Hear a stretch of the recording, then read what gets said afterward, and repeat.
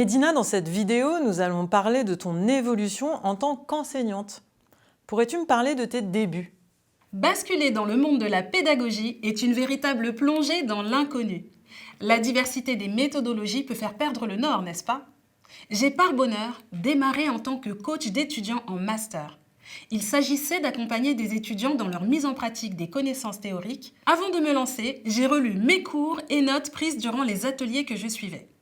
Puis, j'ai appelé mes anciens enseignants rencontrés lors de ma reprise d'études et ces consultations m'ont ouvert à un processus créatif des cours. Ils m'ont fait prendre conscience de l'importance des objectifs et des processus pédagogiques, mais aussi des modalités d'évaluation. J'ai ainsi découvert et compris qu'un élément essentiel permettait d'articuler un cours, le syllabus.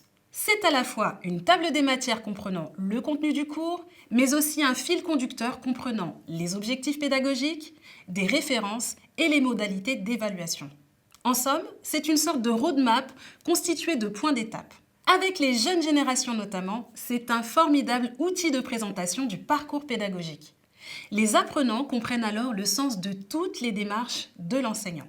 Dès mon arrivée, mon baptême du feu s'est fait durant un cours magistral en amphithéâtre devant 250 étudiants. Quelle expérience incroyable! J'ai tout de suite imprimé mon style en intégrant des interactions dans le processus d'apprentissage. J'ai utilisé les méthodes d'animation pour les familiariser à plus de dialogue et d'interaction. La structure du cours comprenait d'une part des notions théoriques que j'abordais de manière variée avec des textes, des audios, des vidéos, et d'autre part des contenus interactifs comme des quiz. Le panaché d'éléments a permis aux divers profils d'apprenants non seulement de mémoriser les éléments clés du cours, mais de participer activement. Est-ce que le premier confinement de mars 2020 et ceux qui ont suivi ont modifié tes pratiques pédagogiques ? Par un heureux concours de circonstances, le pôle Léonard de Vinci s'était doté, avant, d'outils numériques supplémentaires pour apporter un volet distanciel au cours. 100% des classes disposaient déjà d'un dispositif numérique avec connexion à Internet, webcam rotative orientée vers le tableau et une partie de la salle, tableau numérique interactif et écran de retour, permettant de faire cours 100% à distanciel ou en comodal via Zoom. L'objectif, qui était à l'origine de proposer des nouvelles expériences pédagogiques aux étudiants, a apporté une innovation majeure et salvatrice au moment des confinements. 99% des cours ont ainsi pu être conservés car les enseignants étaient déjà habitués à enseigner à distance. De cette expérience, je retiens la nécessité de modifier l'accueil, de mettre l'accent sur l'écoute, de varier les interactions, d'accorder des temps de pause et de concentration.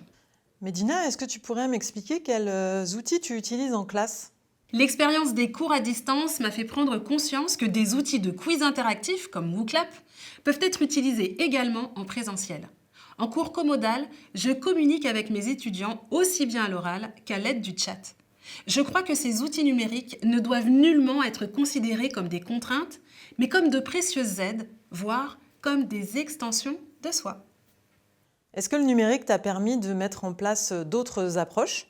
Oui, j'ai pu mettre en place une approche par compétences, une pédagogie de projet, des cours inversés et même du radical learning. Mais nous aurons l'occasion d'en reparler.